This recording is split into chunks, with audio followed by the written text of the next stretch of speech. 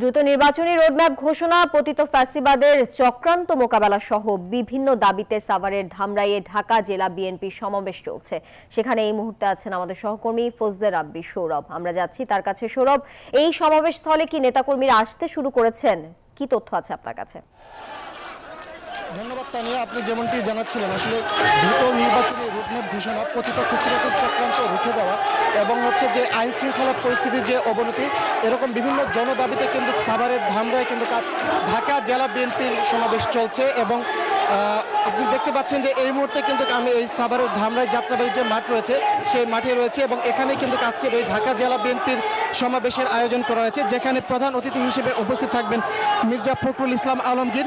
দুপুর 2টা থেকে এই সমাবেশ শুরু হওয়ার কথা থাকলেও কিন্তু আমরা দেখেছি যে অনেক আগে থেকেই কিন্তু এই অঞ্চলের যে বিএনপির নেতাকর্মী যারা রয়েছেন তারা কিন্তু এখানে উপস্থিত হয়েছেন এবং নেতাকর্মীরা যেটি বলছেন যে আসলে তারা কিন্তু অতি দ্রুত নির্বাচনী রোডম্যাপ ঘোষণা সহ এবং পতিত সরকারের যে ফ্যাসিবাদী যে চক্রান্ত সেগুলো রুখে দিতে কিন্তু আজকের এই বিশাল জনসভা এবং এই জনসভা থেকে মহাসচিব তাদেরকে আগামী দিনের যে নির্বাচনের যে সামনে আসছে সেই নির্বাচনকে কেন্দ্র করে তারা দিক নির্দেশনামূলক বক্তব্য পাবেন বলে তারা আশা করছেন। এবং একই সাথে কিন্তু প্রায় 13 বছর পর টানা সপ্তমবারের মতো বেস্ট টিস্যু পেপার ব্র্যান্ড হিসেবে স্বীকৃতি পেয়েছে বসুন্ধরা টিস্যু।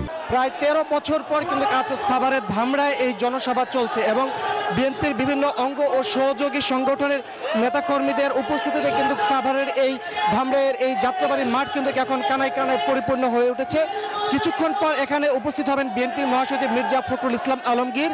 এই মুহূর্তে কিন্তু নেতাকর্মীরা আসলে তারই উপস্থিতির জন্য অপেক্ষায় রয়েছেন এবং এই আজকের এই অনুষ্ঠান থেকে কিন্তু আগামী দিনের যে বিএনপি নেতাকর্মীদের জন্য যে দিক নির্দেশনামূলক বক্তব্য সেটি তারা এখান থেকে পাবেন।